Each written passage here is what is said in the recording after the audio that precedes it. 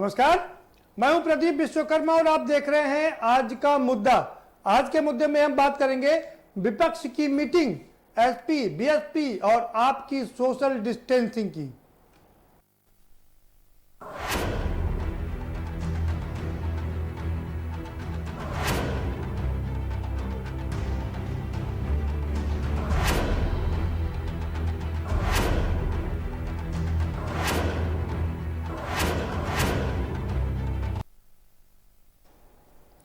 जी हाँ, कोरोना के चलते और उसके चलते लॉकडाउन के कारण राजनीति एकदम थम सी गई थी, लेकिन अब राजनीति फिर से शुरू हो चुकी है। हालांकि कोरोना अपना पंख फैला रहा है और अपने पैर फैला रहा है, लेकिन अब राजनीति भी इस पे शुरू हो गई है। आज लंबे समय बाद प्रधानमंत्री नरेंद्र मोदी जहां घर से निकले और बंगाल में आए तूफान का हवाई सर्वेक्षण किया, तो वहीं विपक्ष ने भी एक बड़ी मीटिंग बुलाई।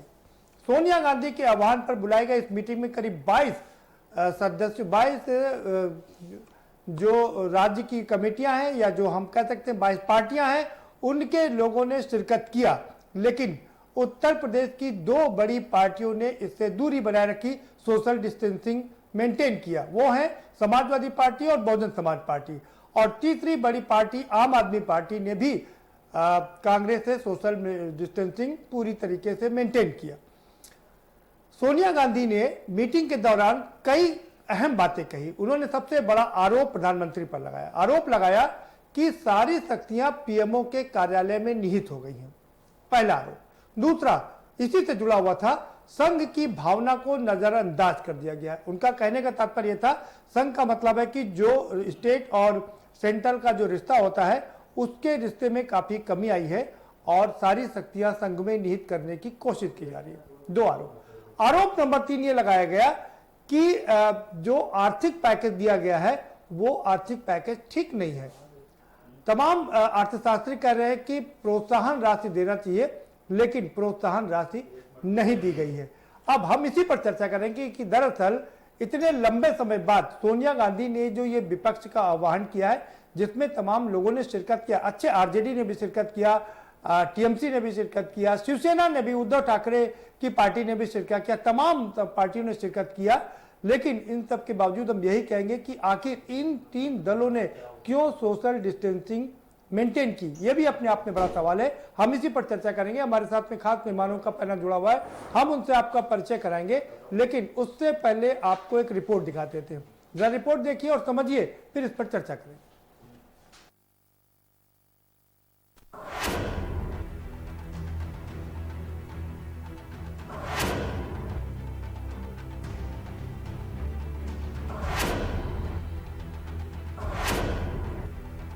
कोरोना संकट और लॉकडाउन के चलते भारतीय राजनीति में आई खामोशी अब टूटने लगी है।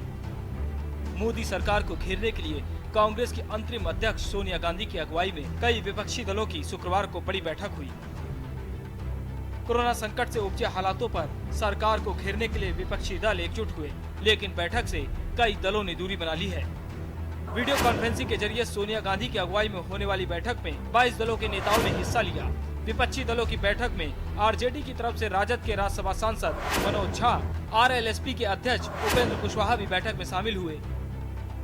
वहीं विपक्षी दलों की इस बैठक में उत्तर प्रदेश के प्रमुख विपक्षी दल सपा और बसपा ने सियासी डिस्टेंसिंग बना ली। ऐसे में सवाल उठता है, आखिर क्यों? बता दें कि मायावती कई मौके पर विपक्ष की ऐसी बैठकों में अपने प्रतिनिधि के तौर पर राज्यसभा सदस्य सतीश चंद्र मिश्रा को भेजती रही हैं, लेकिन इस बार बैठक से किनारा कर लिया। ऐसे ही सपा अध्यक्ष अखिलेश यादव खुद की बजाय सपा महासचिव रामगोपाल यादव को पार्टी प्रतिनिधि के तौर पर भेजते रहे। इस बार बदले हुए सियासी माहौल में बैठक का हिस्सा नहीं बने, तो वहीं आपने बैठक का न्योता नहीं मिलने की बात कही। सियासत को समझे तो लॉकडाउन के बीच कांग्रेस महासचिव प्रियंका गांधी ने उत्तर प्रदेश में सक्रिय होकर योगी सरकार ही नहीं बल्कि सपा और बसपा जैसे दलों को भी बेचैन कर दिया है। कोरोना संकट के दस्तक के साथ ही प्रियंका लगातार सीएम योगी को चिट्ठी लिखने के साथ तमाम मामलों में ट्वीट कर सरकार को घेर रही हैं। प्रियंका ने घर वापसी करने वाले मजदूरों के मुद्दे पर हमलावर रुख अपनाकर सपा और बसपा जैसी क्षेत्रीय पार्टियों को भी पीछे छोड़ दिया। शुक्रवार को कांग्रेस ने एक कदम बढ़कर विपक्ष की बैठक बुलाई।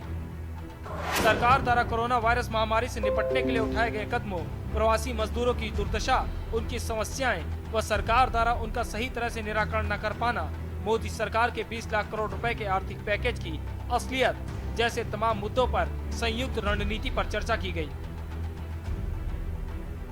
कोरोना संकट के बाद विपक्षी दलों की ये पहली बैठक हुई जो काफी महत्वपूर्ण है। बैठक में कोरोना संकट के बहाने मोदी सरकार को घेरने की रणनीति का पूरा खाका खींचा गया। यूपी में योगी सरकार ने भले ही कांग्रेस की बसों को यूपी में एंट्री न दी हो, लेकिन कांग्रेस मजदूरों के मन में कहीं न कहीं जगह बनाने में जरूर कामयाब रही, जबकि इस दौरान सपा और बसपा पूरी तरह सीन से गायब थीं। बीजेपी ने अपने बयानों और कदमों से निश्चित तौर पर प्रियंका को सुर्खियों में आने में मदद की है। कांग्रेस इस तरह से धीरे धीरे सूबे में विपक्ष का चेहरा बनती जा रही है, जो सपा और बसपा के लिए बड़े खतरे की घंटी है। स्पेशल डेस्क के न्यूज।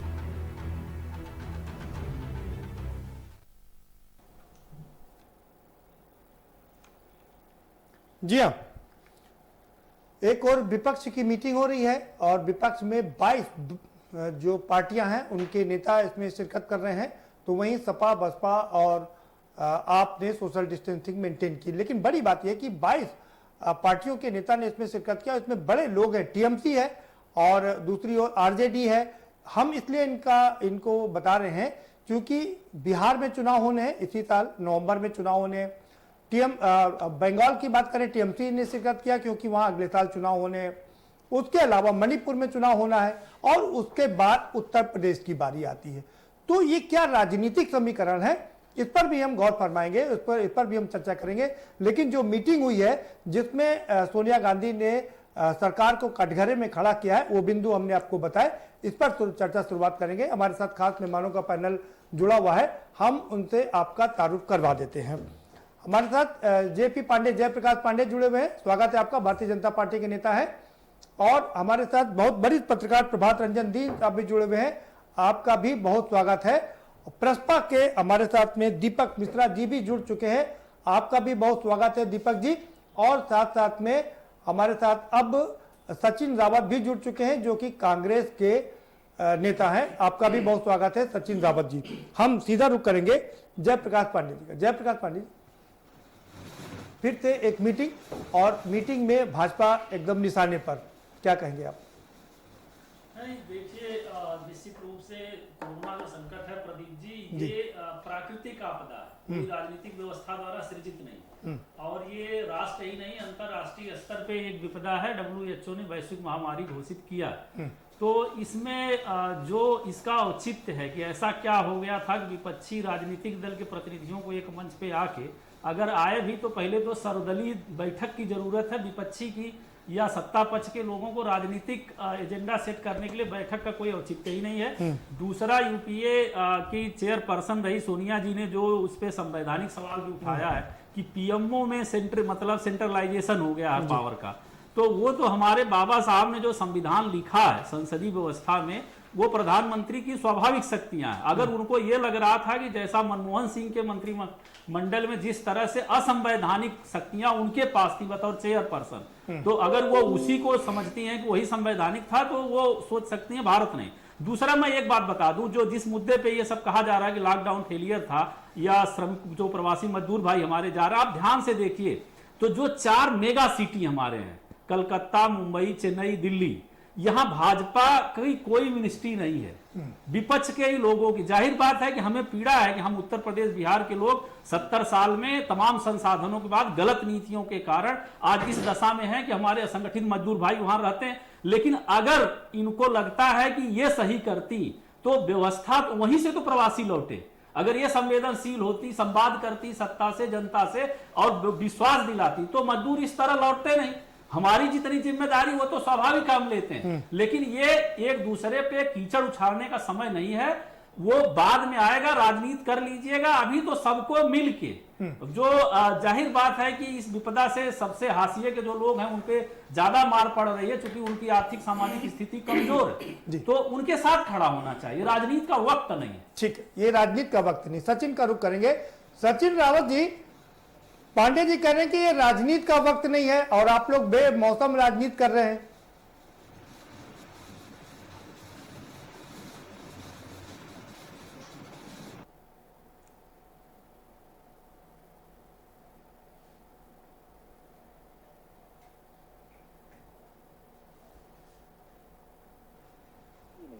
आज लॉकडाउन चरणबद्ध तरीके से धीरे धीरे खोल करके आपने क्या सिद्ध कर दिया? 1 लाख से ज्यादा हमारे देश में कोरोना जैसे संक्रमित लोग हैं, और आप लॉकडाउन खोल करके क्या सिद्ध करना चाह रहे थे?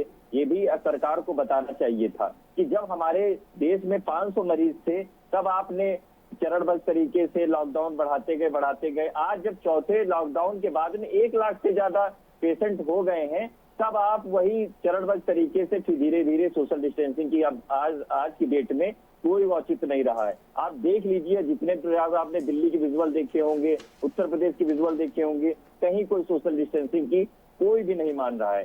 मैं दूसरी बात आता हूँ विपक्षी दलों की, जहां तक बैठक की बात, आदरणीय सोनिया गांधी जी ने यूपीए के जितने प्रमुख विपक्षी दल थे उनकी बैठक की है, और बैठक में सुझाव दिए हैं सरकार को। सरकार को अगर मंशा होती तो सरकार एक सर्वदलीय बैठक प्रस्ताव करती और बुलाती, लेकिन सरकार सिर्फ और सिर्फ अपनी वाहवाही लूटने के लिए वो सिर्फ और सिर्फ फरमान जारी करते हुए आए थे।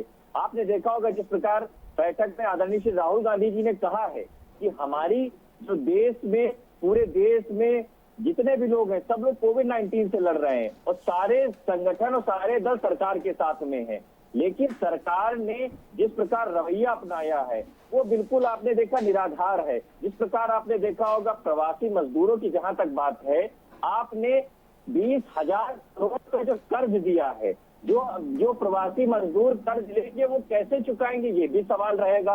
आज तो उनके चोट पहुंची है, तो आज उनको त्वरित योजना के तहत आज उनको 7500 रुपए उनके खाते में डालने का काम करना चाहिए था, क्योंकि आज चोट पहुंची है।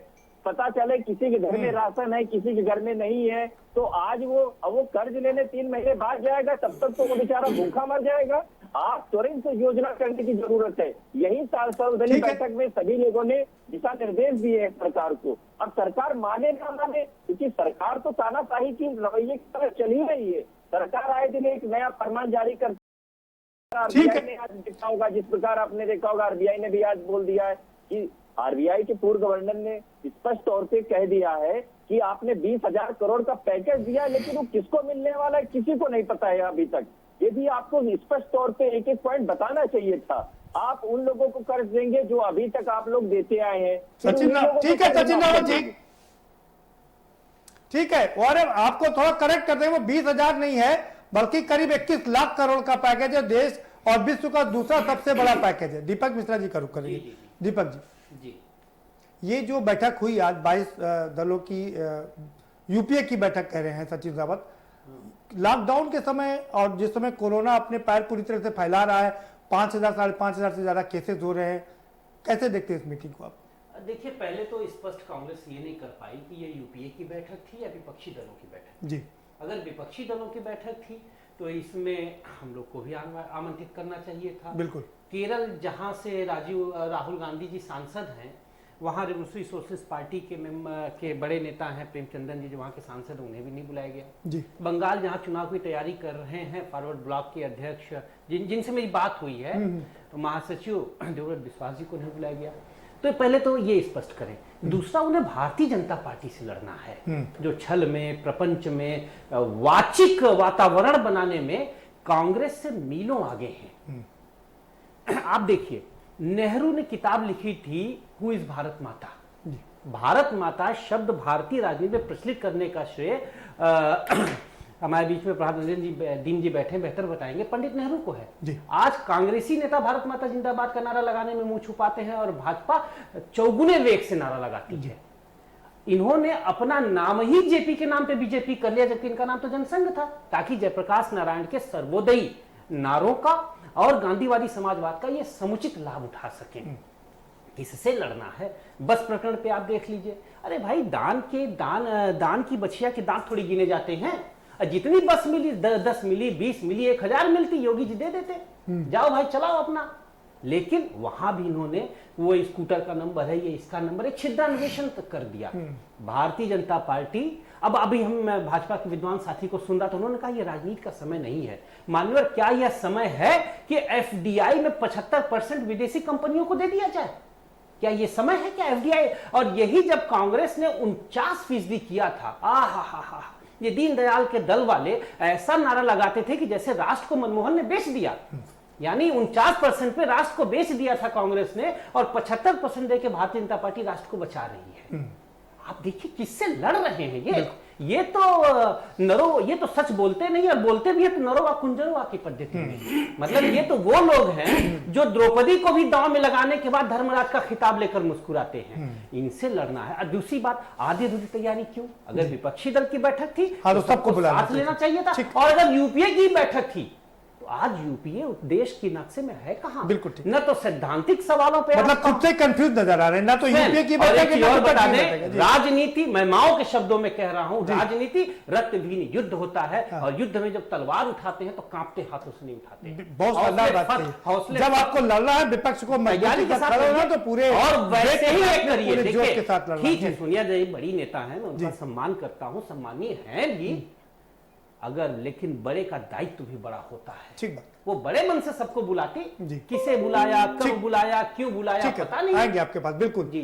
प्रभात जी का रुख कर लेते हैं। प्रभात रंजन दीन साहब भी हमारे साथ में, बहुत वरिष्ठ पत्रकार हैं। प्रभात जी, आपने सारी राजनीतिक पार्टियों को सुन लिया है, आपका अपना आकलन। सबसे पहले तो प्रदीप जी आपको बहुत धन्यवाद कि आपने के न्यूज पर मुझको बुलाया, और इस विवाद जो अरे आप यहाँ आए, हमारे लिए बड़ा गर्व की चर्चा है उसमें हम लोग शामिल हुए जी। और मैं आपको भी सुन रहा था, दीपक जी को भी सुना, जेपी पांडे जी को सुना, और सचिन जी को भी सुना। तो मैं थोड़ा राजनीति से अलग की बात करूंगा, थोड़ा सा इसको एकेडमिक एक स्वरूप में देना चाहता हूं इस जो हम लोगों की चर्चा है।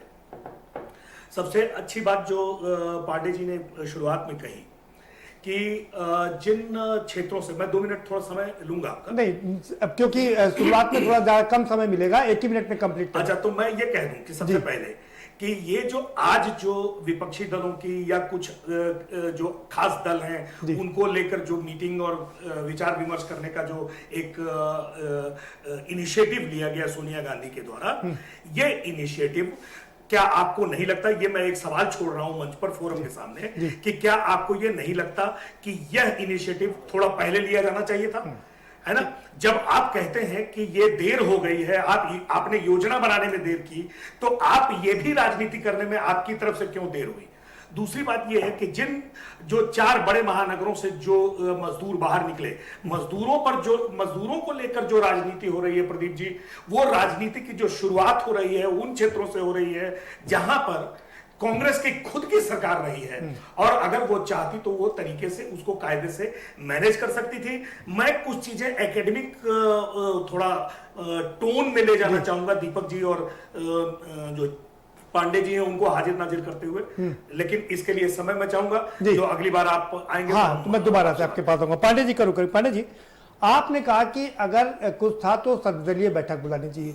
भाई सचिन रावत तो करें, सर्वदलीय बैठक बुलाने की जिम्मेदारी तो आपकी है, आप नेता आपके हैं, प्रधानमंत्री देश के हैं, उनको सर्वदलीय बैठक बुलाना चाहिए। देखिए प्रदीप जी, ये जो बीमारी है इसमें आप जानते हैं कि सोशल डिस्टेंसिंग एक मसला है, और जहां तक सर्वदलीय के अगर मूल आत्मा को आप देखिए तो विपक्ष की सरकारें प्रदेश स्तर पे हैं, और प्रधानमंत्री जी मुख्यमंत्रियों से सतत संवाद करते रहे, वो दुनिया जानती है। नहीं तो जिस तरह से पांडे जी जिस तरह से सारे मुख्यमंत्रियों से बात कर रहे हैं, उस तरह से विपक्ष के नेताओं से भी ऐप पर बात कर सकते थे। कांग्रेस का अंतर विरोध है। पहले वो कह रहे थे राहुल गांधी जी कि हम सरकार के साथ हैं, अब उनको अगर ये लग रहा था कि नहीं हमारे कुछ सुझाव हैं और उसमें सारे विपक्ष की राय भी साझी है, तो वो पत्र लिखते, औपचारिक किसी भी माध्यम से प्रेषित करते, फिर हमारी नहीं। लेकिन आपने जो आरोप लगाया था कि सर्वदलीय बैठक बुलानी चाहिए थी, उसकी जिम्मेदारी तो आपकी है ना, ये मानेंगे आप? नहीं, तो हमारे ये तो देश, देखिए मोदी जी के लिए नहीं कोई खड़ा,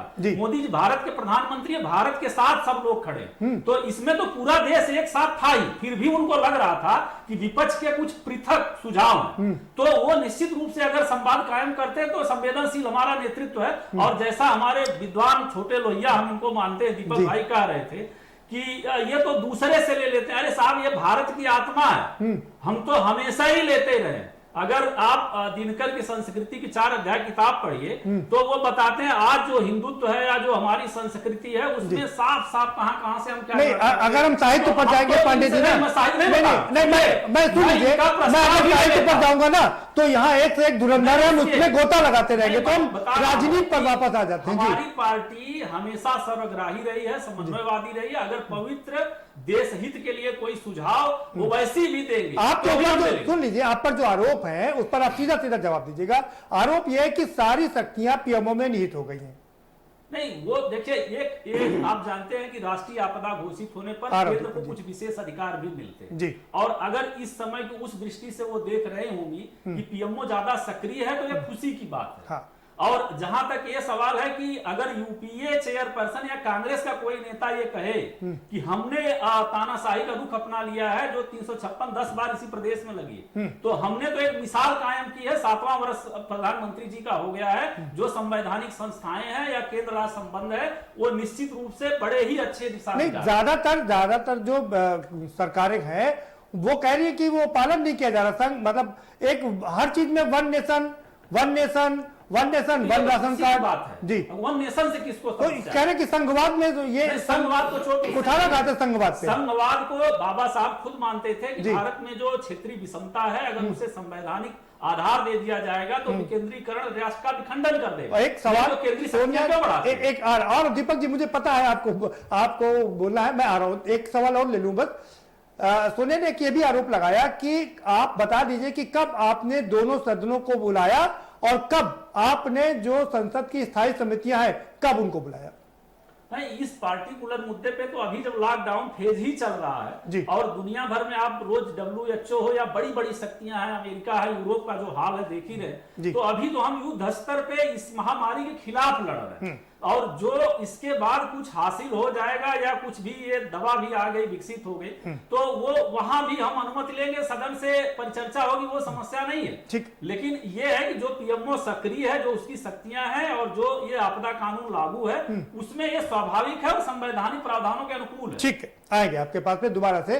दीपक जी, मैं आपके पास जरूर आऊंगा लेकिन एक ब्रेक ले लेते, क्योंकि अभी अगर आपको मौका दूंगा तो थोड़ा कम समय मिलेगा। मैं आपको विस्तार से मौका देना चाहता हूं। ब्रेक लूंगा, एक छोटा सा ब्रेक लेंगे। ब्रेक के बाद आएंगे तो चर्चा के सिलसिले को आगे बढ़ाएंगे। सचिन कह रहे हैं कि सारी शक्तियां एक हाथ में निहित हो गई हैं, क्यों नहीं सर्वदलीय बैठक बुलाई गई। अब सवाल उन पर भी ये खड़े हो रहे हैं कि आखिर ये किसकी बैठक थी, ये क्या यूपीए की बैठक थी या विपक्षी दलों की बैठक थी। तो दीपक ये सवाल उठा रहे हैं, अगर विपक्षी दलों की बैठक थी तो प्रस्ताव को क्यों नहीं बुलाया गया, और बाकी जो दूसरे जो है दल है उनको क्यों नहीं बुलाया गया। तो ये अपने आप में कंट्राडिक्टरी है। इस पर चर्चा जारी रखेंगे लेकिन छोटे से ब्रेक के बाद।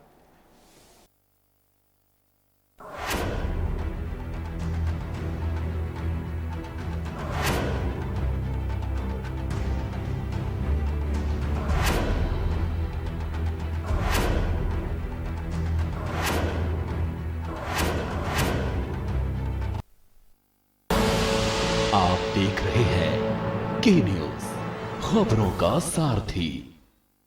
न कूटनीति की बात, न राजनीति का युद्ध, हम आप सब कोरोना के विरुद्ध। कोरोना का जिक्र है, हमें आपकी फिक्र है। कोरोना अपडेट भी दिखाते हैं, उससे लड़ना भी सिखाते हैं। देखिए फिक्र आपकी, रात 9 बजे TV9 भारतवर्ष।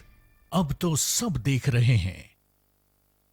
खुदी को आजमाया है तो ये अंदाज आया है, खुदी को आजमाया है तो ये अंदाज आया है। तुम में भी मैं हूं, शुद्ध प्लस पान मसाला।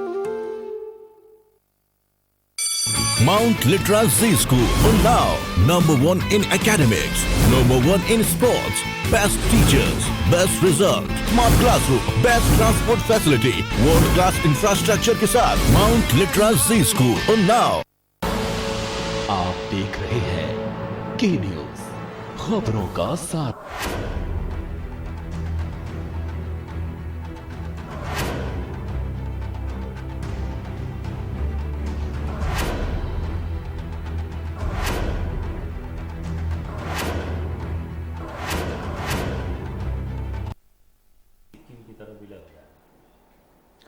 ब्रेक के बाद आपका स्वागत है और हम सीधा जाना चाह रहे थे सचिन रावत के पास में, क्योंकि उनके लिए हमारे पास बहुत सारे सवाल हैं, लेकिन हम उससे पहले दीपक जी का रुख करेंगे। हाँ दीपक जी, आप अपनी बात रख लीजिए। देखिए, मैं जब अपने विद्वान साथी की बात सुन रहा था तो मुझे लगा कि जितना मैं दुखी होऊंगा उससे ज्यादा दीनदयाल जी की आत्मा दुखी होगी।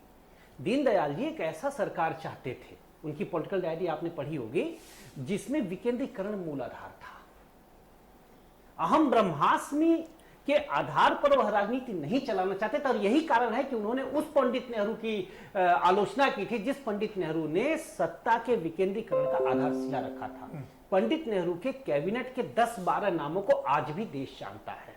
वैचारिक मतभेद के बावजूद भी उन्होंने श्यामा प्रसाद मुखर्जी जी को, जो मुस्लिम लीग की सरकार में उप प्रधानमंत्री थे, उनको बड़ा महत्वपूर्ण दायित्व दिया। वैचारिक मतभेदों के बावजूद भी उन्होंने सरदार पटेल को गृह मंत्रालय दिया। मोदी जी की जिससे वैचारिक मतभेद हो जाता है, चाहे वो इनके गुरु आडवाणी जी क्यों न हो, चाहे अरुण जेटली जी क्यों न हो, साइडलाइन हो जाते हैं। आज आप देखिए, एक प्रधानमंत्री जी दिख रहे हैं और उनके साथ सिर्फ अधिकारियों की फौज दिख रही है। अधिकारियों के नाम राजनीतिक कार्यकर्ताओं से बड़े हो गए हैं। मुझे लगता है कि यह दीनदयाल उपाध्याय, नानाजी देशमुख और दंतोपंत ठेंगड़ी की महान उदात्त परंपरा को लांछित किया जा रहा है। नहीं, लेकिन दूसरी बात, आप उत्तर प्रदेश में आपको नहीं लगता कि नए भारत का उदय हो रहा है? एक नए, अरे मान्यवर वो कहते हैं कि कैसी मसाल लेके चले तीरगी में आप, जो रोशनी थी वो भी सलामत नहीं रही। 56 इंच के सीने से हमें उम्मीद थी कि चीन से जमीन 68,000 किलोमीटर लाएंगे। चीन तो चीन, नेपाल 3-4 किलोमीटर हमारा ले गया। अरे अब भूटान फुनसियांग पे दावा कर रहा है। देखिए ना, केंद्रीय मंत्री को यूएन में प्रेसिडेंट बना दिया गया। अरे मान्यवर, मुझे भी मंडेला अवार्ड मिला है, दुनिया का 3रा सबसे बड़ा अवार्ड। ये तो प्रक्रिया होती है। अब भारत सुरक्षा परिषद का अस्थायी सदस्य तक नहीं है। अस्थायी सदस्य तो छोड़ दीजिए, अस्थायी सदस्य तक नहीं है। और दूसरा सबसे बड़ा कारण बता दीजिए, हम एक भारतीय भारत के ऊपर आतंकवाद का कहर ढालने वाले के विरुद्ध चीन ने सुरक्षा परिषद में वीटो लगा दिया और भारत कराह तक नहीं ले सका। आप कहां खड़े हैं सर? अब अपने ही घर के अंदर अपना माइक लगा के अब भी दाता बन जाएंगे। दीपक जी, आप इस बात को मानेंगे, हमारे पास आज सबसे ज्यादा भंडार है, 9.2 अरब डॉलर का भंडार हमारे पास में है। आप देखिए, 557 अरब डॉलर कर्ज है जी। 557 डॉलर कर्ज है। वो तो कर्ज तो हम लोग हमेशा से लेते, जब से आजाद हुए उससे पहले से कर्ज लेते आ रहे हैं। कर्ज की तो कोई सीमा नहीं है, लेकिन हमारे पास भंडारण तो है ना अभी समय सबसे ज्यादा भंडारण है भाई, विदेशी मुद्रा का भंडारण। 100 अरब डॉलर से ज्यादा कर्ज है जी। एक बात, दूसरी बात, निर्यात और आयात का अंतर देख लीजिए जी।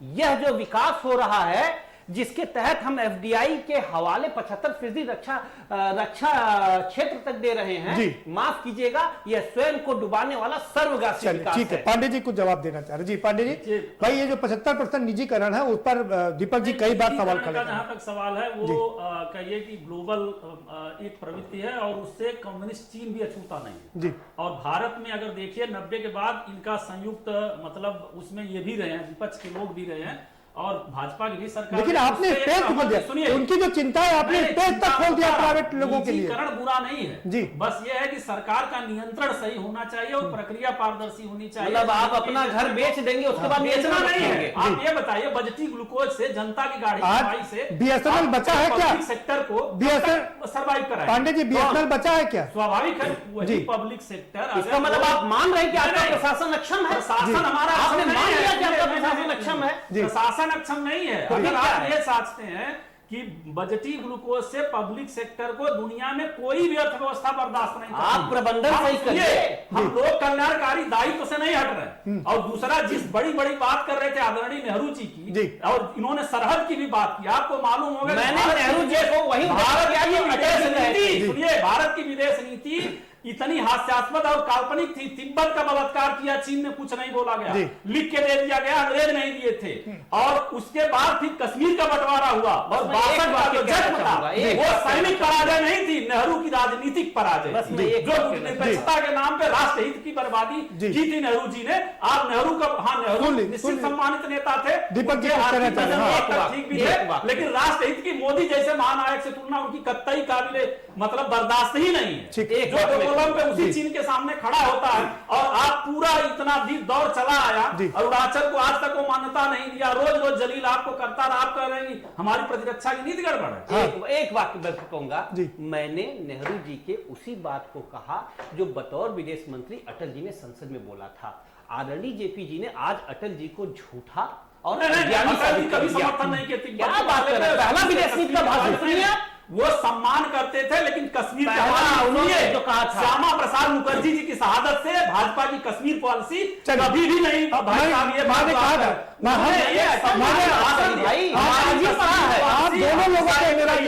तिब्बत पे हमारा स्टैंड लाल बहादुर शास्त्री तक कहे हम तिब्बत को मान्यता देंगे। पांडे जी रुकिए, मुझे पता था, मुझे मालूम था कि अगर हमने साहित्य में हम साहित्य की तरफ गए तो वहां गोते लगाने लगेंगे, हम अगर इतिहास पर गए तो वहां गोते लगाने लगेंगे, हम उससे बाहर निकलेंगे, सचिन रावत का रुख करेंगे।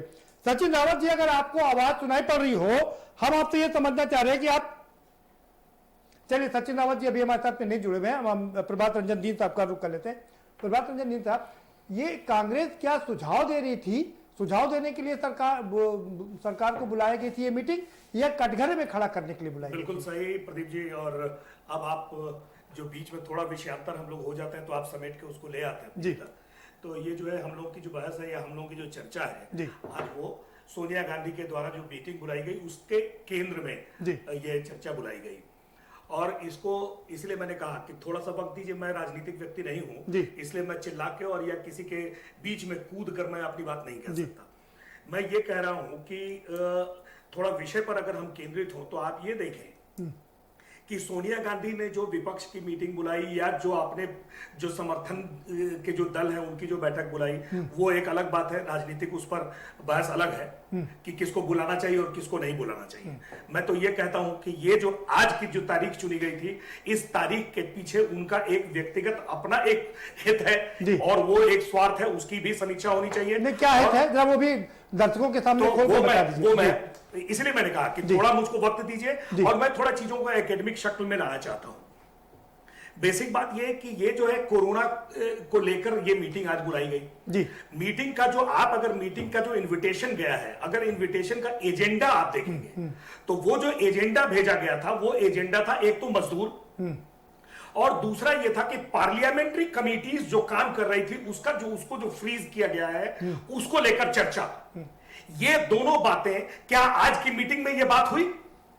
ये केवल ये मीटिंग में राजनीति होती रही। हाँ। अब मुझको एक मिनट में समय ले रहा हूं कि कोरोना मार्च से चल रहा है और आज मीटिंग, आज जब मई खत्म होने वाला और जून शुरू होने वाला है तब जाकर मीटिंग हो रही है। इसके पहले अनाप शनाप बयानबाजी चल रही है, राहुल गांधी कुछ बोल रहे हैं, सोनिया गांधी कुछ बोल रही है, प्रियंका गांधी कुछ बोल रही हैं। उस समय ये ख्याल नहीं आया कि सारे विपक्षी दलों को एक साथ बुलाकर एक अरे भाई आप हम ये कह सकते हैं प्रभात जी ना, देर है दुरुस्त है, अभी तक लॉकडाउन से सब लोग अंदर थे और कोरोना से भयभीत थे। एक समानांतर तर्क दूं जी, बताइए कि अब देर है दुरुस्त है तो 6 महीने के बाद और लेते आप जी। नहीं, अगर कोई एक क्योंकि लॉकडाउन में रिलैक्सेशन दे दिया गया है, मुझको मेरी बात आप अपनी बात रखिए। अगर घर में आग लगी हो हम 6 महीने के बाद फायर ब्रिगेड बुलाएं।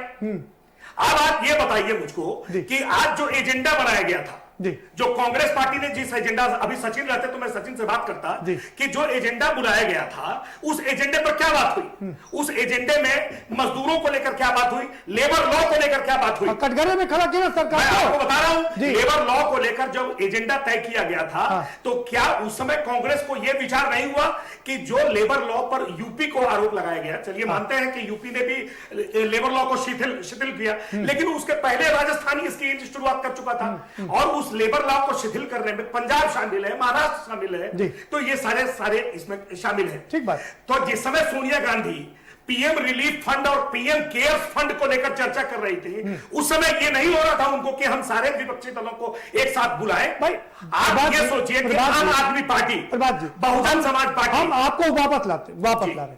सवाल यह है कि देर से आई, दुरुस्त आई, कब आई, बाद में पहले नहीं किया, इस पर छोड़ दीजिए। बहस इस पर है कि आज जो उन्होंने मीटिंग बुलाई 22 जो हमारी राजनीतिक पार्टियां हैं उनके लोग उसमें आए और उन्होंने सरकार को कटघरे में खड़ा किया, 4-5 बिंदुओं पर खड़ा किया। उस पर हम आपसे आपकी राय जानना चाह रहे हैं।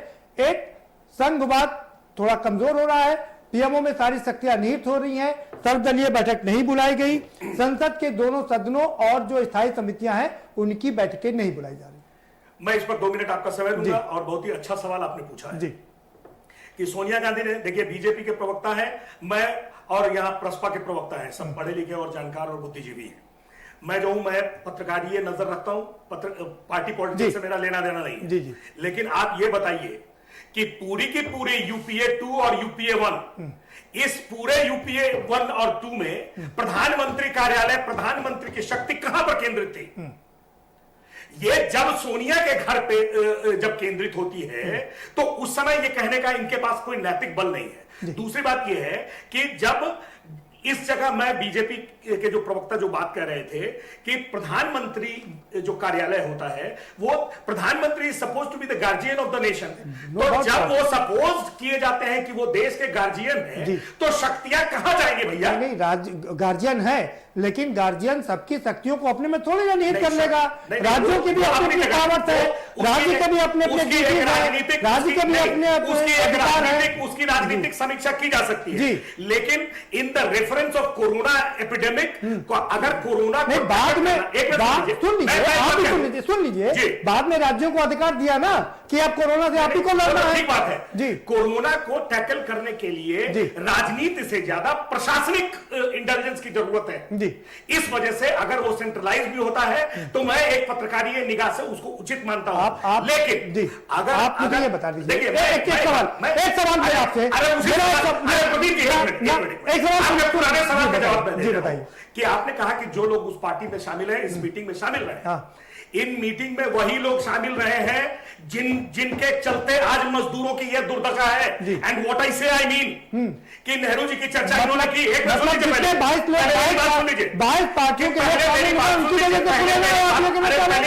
लीजिए जी, बताइए कि जब नेहरू जी का नाम उन्होंने लिया, नेहरू जी बड़े, पहले मेरा सवाल का जवाब दीजिए। जिन 22 सदस्यों ने 22वें बैठक में भाग लिया, क्या उनकी वजह से कोरोना फैला? आप ये कहना चाह रहे हैं? कोरोना फैलने की बात मैं नहीं कर रहा हूं, मजदूरों की दुर्दशा की बात कर रहा हूं। अच्छा। जो एजेंडा था मैं उसको घेरे में ले रहा हूं कि जो बैठक का एजेंडा था वो लेबर लॉ को लेकर एजेंडा था और वो मीटिंग में बात ही नहीं उठी।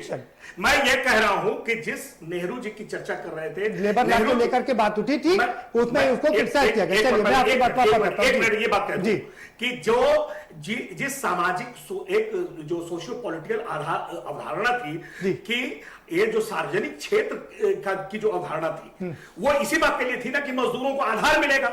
तो जो सार्वजनिक सेक्टर, जो पब्लिक सेक्टर का जो एक सिद्धांत ये किया, उसको खाया किसने? किन लोगों ने खाया? ठीक है, आपकी बात हो। तो ये कम्युनिस्टों ने बीते हुए हम बौद्धिक लोगों के साथ में यही दिक्कत है, हम जहां जाते हैं बड़ा दूर तक चले जाते हैं, वापस आने मुश्किल हो जाता है, हम वापस आपको लाते हैं। सवाल मेरा ये था आपसे कि जिस तरह से कोरोना से लड़ने की बात चल रही है, क्या ये सिर्फ अधिकारियों के दम पर लड़ा जाएगा और बाकी की कैबिनेट के लोग क्या करेंगे? अरे भाई आप प्रदीप जी देखिए, आप हमारे मित्र भी हैं, छोटे भ्राता भी हैं। आप ये बताइए कि जहां पर जिस देश में फालतू मुद्दों पर राजनीति होगी, वहां पर क्या आप किसी समस्या से लड़ेंगे? आप महामारी से लड़ेंगे? आप सुनिए, जब शाहीन बाग का षड्यंत्र कराते हैं, कहां आप जा रहे हैं? और आप कहां जा रहे हैं? बाहर चले जा रहे हैं। आप मजदूरों को माफ करेगा प्रभात जी, आप बहुत इधर उधर जा रहे हैं। वापस मुद्दे पर आइए। मैं बिल्कुल सवाल पूछ रहा हूं, मैं बिल्कुल स्पेसिफिक हूं कि मजदूरों, आप इसका मतलब है कि आप देखिए इन्वेस्टिगेशन के भी आप नजरिए से देखिए, मजदूरों को महाराष्ट्र में कौन लोग जुटा रहे थे? अरे फिर आप, मुझे पता है कौन जुटा रहा था।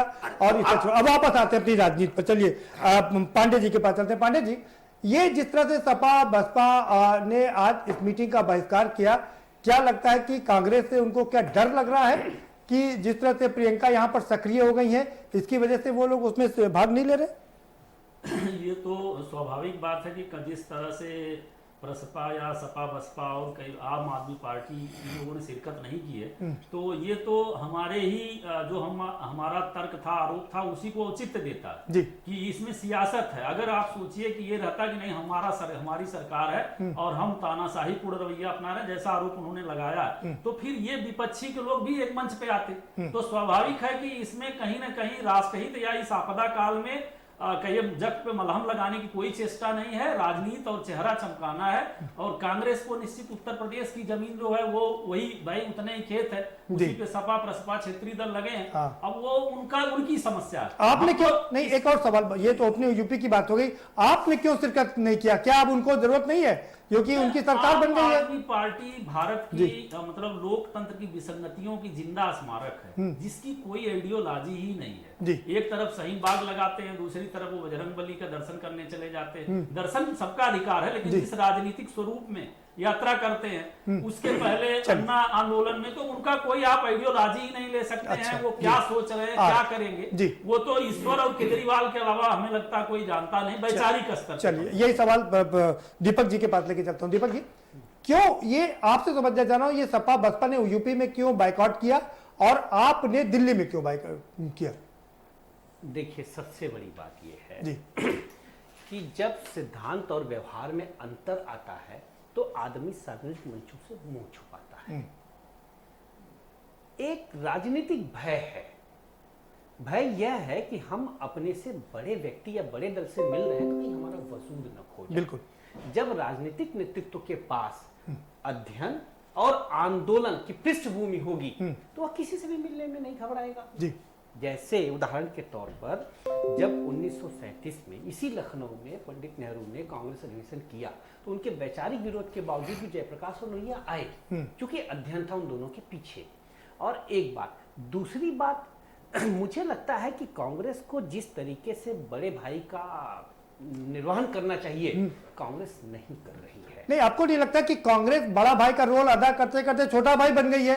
यूपी से तो 30 साल से गायब हो गई है। हो रही है बात, क्यों हो रही है? और उत्तर प्रदेश में ये सही है कि प्रियंका जी के आगमन के बाद कम से कम टेलीविजन के पर्दों पर तो कांग्रेस दिखने लगी है, लेकिन यह आभासी दुनिया वास्तविक ताकत नहीं देती। जैसे अमिताभ बच्चन पर्दे पर एक मुक्के में 10 पहलवान को गिरा देते हैं। सच्चाई में अगर अमिताभ बच्चन किसी पहलवान को एक मुक्का मार नहीं, आभासी तो सही, आपकी बात ठीक है, आभासी सही, लेकिन अब आभास तो हो रहा ना लोगों को कि कांग्रेस लड़ रही है। कांग्रेस है जी, और अखिलेश भी आभासी ट्वीट दुनिया से कांग्रेस है। और मेरा ये मानना था कि बड़े मन से कांग्रेस को सबको बुलाना चाहिए था और सबको नहीं बुलाया, करे गए नहीं लोग, जाना चाहिए जाना चाहिए था। हमारे क्या ये मैं सीधे समझ, क्या ये डर है क्योंकि ये दोनों क्षेत्रीय पार्टी कांग्रेस के ही वोट बैंक पर खड़ी हुई है तो उनको ये डर है कि अगर कांग्रेस मजबूत हुई तो हम खत्म हो जाएंगे, इस वजह से नहीं गए क्या? पहली बार प्रदीप जी इस प्रश्न का बेहतर उत्तर भाई अखिलेश और बुआ मायावती जी दे सकते हैं, या अगर उनके प्रवक्ता कभी आते हो तो वो ठीक है। दूसरी बात मैं बताऊं कि मैं एक अगर मनोवैज्ञानिक विश्लेषण किया जाए तो ये सही है कि जब नेतृत्व आंदोलन और अध्ययन से परे होता है तो सवालों से साक्षात्कार करने में अपने को बचाता है। अखिलेश जी को और मायावती जी को जाना चाहिए था, डंके की चोट पे मुद्दों की बात करनी चाहिए थी, और कम से कम उत्तर प्रदेश में भारतीय जनता पार्टी का विकल्प तो यही दल तो होंगे। बिल्कुल, हम लोग एक बड़ी ताकत है निसंदेह, लेकिन अभी वो कहते हैं ना कि किरण किरण फिर आफताब बन के निकलेंगे, अभी किरण किरण हादसों की जद में है। तो ये सही है, लेकिन कांग्रेस को हमें भी बुलाना चाहिए था। और एक बात मैं और कह दूंगा, मुझे तो इस मीटिंग के औचित्य पर ही थोड़ा संदेह है। जी, वो आपने खड़ा किया। एक सवाल मैं और आप समझ लूं कि आप पार्टी ने क्यों सोशल डिस्टेंसिंग किया, सियासी डिस्टेंसिंग मेंटेन किया? क्या अब उनको लगता है क्योंकि अब तो चुनाव जीत चुके हैं, अगले 4 साल तक उनको कांग्रेस की जरूरत नहीं है? देखिए, आप पार्टी को लेकर मैं वास्तव में उत्साहित था। मुझे लगा कि एक पढ़ा लिखा नौजवान नेतृत्व की बात कर रहा है। उन्होंने स्वराज किताब भी लिखी थी, लेकिन आप पार्टी राजनीतिक विकृति को वहां पहुंचा दिया जहां सपा बसपा भाजपा कांग्रेस सोच भी नहीं सकती। उदाहरण के तौर पे जब राज्यसभा में नियुक्ति की बात आई तो योगेंद्र यादव थे और बड़े बड़े पॉलिटिकल लोग थे, उनको दरकिनार करके 2 गुप्ता बंधुओं को भेजा गया। मुझे लगा कि यह राजनीतिक प्रहसन है। एक चीज, आप पार्टी आप देखिए, पूरा आप पार्टी का इलेक्शन कैंपेनिंग देखिए, भारतीय जनता पार्टी वहां नंबर 2 की पार्टी थी। आप पार्टी दिल्ली में कांग्रेस पे प्रहार करती रही। एक विचित्र प्रहसन आप देखिए कि सरकार केंद्र उत्तर प्रदेश में भाजपा है, केंद्र में भाजपा है, और मायावती जी इन दिनों कांग्रेस से लड़ रही हैं। ठीक, आएंगे आपके पास में, फिर से वापस चलेंगे, जरा प्रभात रंजन जी सबका उनसे समझने की कोशिश करेंगे। प्रभात जी, आपसे समझेंगे कि सपा बसपा ने मीटिंग में शिरकत क्यों नहीं किया? क्या उनको लगता है कि यूपी में अभी 1-1.5-2 साल है चुनाव का, और अगर कांग्रेस इस तरह से मजबूत हो गई तो उनका वजूद खत्म हो जाएगा? क्या यही डर है? देखिए, समाजवादी पार्टी और बसपा, जैसा दीपक जी ने बताया, समाजवादी पार्टी और बसपा, इन दोनों का और आम आदमी पार्टी का इस जो कांग्रेस द्वारा नीत जो बैठक है उसमें शामिल नहीं होना, इसके पीछे इसकी एनालिसिस जो हो रही है कि उनको डर है कांग्रेस से और ये है वो है, मैं इससे थोड़ा विनम्र असहमति रखता हूं। ठीक है, इसलिए कि चाहे वो उंगली पर गिने जाने वाली पार्टी हो, जैसे 3 पार्टियां हैं, वो उन्होंने फैसला लिया कि हमको मीटिंग में नहीं जाना है। यह हो सकता है कि उनको ये लगा हो, जैसे उन्होंने कहा ना कि दीपक जी ने कहा ना कि ये औचित्य पर ही मुझको एक सवाल खड़ा कर रहे थे वो, तो उस तरह से अगर किसी मीटिंग के औचित्य पर ही संकट हो और उस पर सवाल हो तो ठीक बात है कि पार्टी को डिसीजन लेना होगा कि हम जाएं या ना जाएं। इसलिए कि अगर मान लीजिए कि नहीं तो 22 पार्टियों के लोग गए ना वहां पर, आरजेडी भी गई, टीएमसी भी गई, पार्टियों तो पुणे के उद्धव ठाकरे आएंगे कि फिर आप कहेंगे कि फिर आप थोड़ा बहस को दूसरी तरफ ले जा रहे हैं कि भाई 22 पार्टियों में कौन कौन सी पार्टियां शामिल है और कौन कौन सी पार्टियों बता तो रहा हूं मैं, क्या वजूद है। आरजेडी, अरे आरजेडी का बिहार में वजूद नहीं है क्या? टीएमसी का बिहार में वजूद नहीं है? बंगाल में वजूद नहीं है क्या? इसमें बहुत शिवसेना का महाराष्ट्र में वजूद नहीं है क्या? एनसीपी का महाराष्ट्र में वजूद नहीं है क्या? वो तो जी, आप मेरी बात नहीं सुन रहे, बताइए मेरी बात सुनिए तसल्ली से, तब हम जो अपनी बात कहना चाह रहे हैं कि जैसे मान लीजिए कि उसमें सीपीआई भी शामिल है ना, सीपीआई का कोई वजूद नहीं है उस तरह का, तो लेकिन इसके बाद मैंने जो पार्टियां गिना उनका वजूद है कि नहीं, ये बता है, हम ये बात नहीं कह रहे हैं, हम ये कह रहे हैं कि ये उनका अपना फैसला है कि वो शामिल हो सकते हैं। आप इस तरह से बताइए ना कि उनका फैसला, लेकिन आप मीटिंग का औचित्य का सवाल नहीं खड़ा कर सकते। जी नहीं, लेकिन नहीं हम तो सवाल खड़ा कर ही सकते हैं, ये हमारी अपनी समझ नहीं, आप खड़ा कर सकते हैं। आप जो है उनके जब सुनिए, आप हम पर हावी होने की कोशिश मत करिए। नहीं मैं हावी नहीं हो रहा हूं, इसलिए कि आप अगर कहेंगे तो आप जो चाहिए आप हम कहेंगे, ना ऐसा कुछ नहीं, आपकी जो आपके जो वही करिए, सुनने की कोशिश करिए। हम बताइए ना। मैं ये कह रहा हूं कि जो लोग शामिल हुए वो इस बात के सर्टिफिकेट नहीं है, मैं ये कहने की कोशिश कर रहा हूं कि जो वही देश के लिए चिंतित है, और जो लोग शामिल नहीं हुए, जो लोग शामिल नहीं हुए उनकी देश की चिंता नहीं है, ऐसा कोई बात नहीं है। नहीं, उनको क्या सर्टिफिकेट है कि वो जो लोग शामिल हुए है ना, अच्छा चलिए मैं आगे थोड़ा मेरा कहने का आशय समझ गया आपकी बात, ठीक है। जो लोग शामिल हुए हैं, मैं फिर उस पर आता हूं कि उन लोगों ने मजदूरों की दुर्दशा करने में कोई कोर कसर नहीं छोड़ी है। ठीक है, मैं वामपंथी राज्य में भी रहा हूं और वहां बीते हुए वामपंथी है कहां सर, कहां वामपंथियों पीछे पड़े, ले देके केरल में बचे हुए हैं, तो खत्म हो गए सब जगह से। वही तो डिक्टेट कर रही है कांग्रेस को। आप जो है आप तथ्यों से मुंह मोड़ने की कोशिश कर रहे हैं। आज जो है कांग्रेस का थिंक टैंक अभी जो है वो सीताराम येचुरी और प्रकाश करात। मेरा जल्दी देखते और डिस्कस कर दीजिए, आ रहा हूं आपके बात में कि आप पार्टी ने क्यों मुंह मोड़ा, क्यों मीटिंग में शिरकत नहीं की? आम आदमी पार्टी दिल्ली की पार्टी है जी, दिल्ली में सत्ता है उसकी, और दिल्ली में उसने कायदे से और बहुत ही नजदीक से देखा है कि कोरोना को लेकर कांग्रेस का क्या कंसर्न है, और वो जो है आरोप प्रत्यारोप करते हुए अपने बच्चों को चमकाने और अपने बच्चों को सामने लाने की कोशिश करते हुए। आप तो बहुत वरिष्ठ पत्रकार हैं, आपको पता है कि राजनीति में पर्दे के पीछे क्या होता है, किस तरह से कांग्रेस और आपने मिलकर के वहां पर राजनीति खेली थी और किस तरह से भाजपा को पीछे धकेला था। वो राजनीति जो है जब चुनाव हो जाता है ना तो बहुत सारे परिप्रेक्ष्य बदल जाते हैं, लेकिन जब कोरोना महामारी के परिप्रेक्ष्य में बात करेंगे तो बाकी सारी चीजें भूल जाएंगे और उसमें कांग्रेस का रोल देखिए कि कांग्रेस का रोल कोरोना को लेकर क्या है। ठीक है पांडे जी, आपसे समझना चाहेंगे, क्या आरजेडी ने इसलिए शिरकत किया क्योंकि बिहार में चुनाव है, ममता ने इसलिए शिरकत किया क्योंकि वेस्ट बंगाल में चुनाव है, ये सारी पार्टियां इसीलिए इकट्ठा हो रही है कि अब आगे जो चुनाव आ रहा है उस पर संगठित होकर के चुनाव लड़ा जाए? देखिए, राजनीतिक दल है तो वो तो स्वाभाविक है कि चुनाव उनके लिए निश्चित रूप से कहीं न कहीं चेतन और चेतन में रहेगा। ये राष्ट्रीय विपदा थी, इसमें अगर वो सकारात्मक दृष्टि से आते और अपने दायित्व का निर्वाह करते तो जनता उनको खुद सिर आंखों पे उठाती। तो जाहिर बात है कि जो वो कर सके, हम भी विपक्ष में थे और देश में इस तरफ छोटे छोटे आते थे, प्लेग सहित तमाम भी महामारियां आती थी और युद्ध तो हमने झेले ही हैं। तब मतलब जाहिर है कि इंदिरा जी प्रधानमंत्री थी, अटल जी का कैरेक्टर देख लीजिए, तब भाजपा इस तरह से सर्टिफिकेट नहीं लेती थी या स्वयंसेवक सर्टिफिकेट नहीं लेते थे। नेहरू जी के भी दौर में दिल्ली का ट्रैफिक व्यवस्था हम पूरा संभाले हैं तो इसलिए मैं पहले भी कहा था कि ये वक्त गलत था और उनको पहले देखिए महात्मा बुद्ध भी कहते थे कि पहले बीमार का इलाज करो, ठीक है, फिर तब कारण पे एनालिसिस बाद में करना। वक्त गलत था सही था वो तो लोग तय करेंगे ना, बताएंगे। दीपक जी, ममता बनर्जी हमेशा से 36 का आंकड़ा रखती थी सोनिया से, कभी नहीं, लेकिन अचानक से उनका प्यार उमड़ पड़ा है सोनिया के पास में और वो हर मीटिंग में शिरकत कर रही है। क्या ये बंगाल का चुनाव है? देखिए, ये तो सही है कि बंगाल में चुनाव जब होगा जी तो ममता और भारतीय जनता पार्टी ही आमने सामने होंगी। बिल्कुल। और चाणक्य का भी यह सिद्धांत है, और वैसे भी आप देखिए कि जब दो बड़ी ताकतें लड़ती हैं तो जो तीसरी बड़ी ताकत होती है वो नंबर 2 के साथ होती है।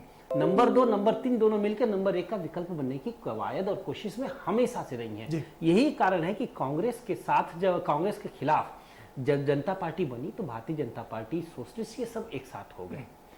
तो ममता बनर्जी के दिमाग में ये बात बहुत अच्छे से है कि वह केंद्रीय राजनीति में वो केंद्रीय भूमिका नहीं निभा सकती जो कांग्रेस ने निभाया है, और बदले में उन्हें बंगाल में, कांग्रेस का ऐसा तो है नहीं कि कांग्रेस को आप एकदम निराधार कर सकते हैं। कांग्रेस अभी भी एकमात्र ऐसी पार्टी है जिसका हर जगह बूथ पे 2, 4, 10 लोग मिल जाएंगे। 4, 5, 7% वोट है अभी है जी। इस सच से आप इंकार नहीं कर सकते। कई ऐसे प्रांत हैं जहां भारतीय जनता पार्टी के इस जाजल्यमान दौर में भी खाते नहीं खुले, बूथ पे बस्ता नहीं लगा, लेकिन कांग्रेस के लगे हैं जी।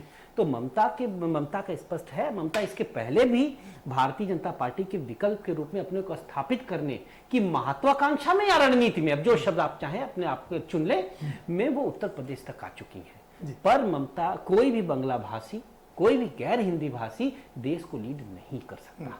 एक नरसिम्हा राव को अपवाद स्वरूप छोड़ दीजिए, और नरसिम्हा राव भी अपनी सतत गाथा और सतत संघर्ष और अपनी अच्छी हिंदी के बल पे कायम हुए थे। ठीक है, देवगौड़ा काबिल नहीं रह पाए। ठीक है, वो छड़ी लाएंगे। समय समाप्त हो गया। प्रभात जी के पास चलेंगे। प्रभात जी, 2 चीज आपसे समझना चाहेंगे। बिहार का चुनाव है नवंबर में, और उसके बाद नेक्स्ट ईयर वेस्ट बंगाल में चुनाव है। क्या इन दोनों पार्टियों को ये चुनाव नजर आ रहा है, इसीलिए ये रणनीति बनाने के लिए बैठक बुलाई गई थी क्या? नहीं, इसमें ये सवाल जो नहीं, आप चूंकि मैं खारिज नहीं कर सकता जी, ये मैं खारिज नहीं कर सकता इसलिए कि चुनाव है तो निश्चित तौर पर चुनाव उनका कंसर्न है। लेकिन मैं फिर आपको प्रदीप जी ले जा रहा हूं दिल्ली, और कांग्रेस के लिए, सोनिया जी के लिए एक वजूद का सवाल है। कांग्रेस अंदर से हिल चुकी है। माधवराव सिंधिया का जाना, या बहुत सारे लोगों का एक साथ नाम, सॉरी माधवराव नहीं, ज्योतिरादित्य सिंधिया का जाना, और उस तरह से तमाम, ये मिलिंद देवड़ा का वर्जन आप देख लीजिए, उधर सचिन पायलट की स्थिति देख लीजिए। इस तरह से जो है पार्टी हिल चुकी है, और अंदर में लीडरशिप को लेकर जो अभी भी तो वो कार्यकारी ही अध्यक्ष है सोनिया जी, उसके बावजूद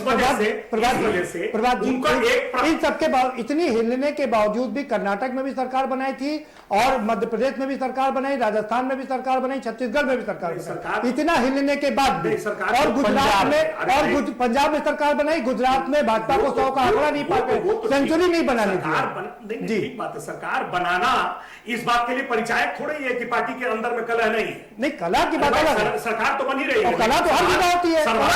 सवाल मैं खड़ा कर रहा हूं वो बहुत ही सांकेतिक, प्रदीप जी, सवाल है कि पार्टी के अंदर जो शीर्ष नेतृत्व पर जो सवाल है, जब जहां प्रभात जी, आपको पता ही है क्या दिक्कत है। मैं चलते चलते 2 मिनट में ध्यान दिला दूं आपको।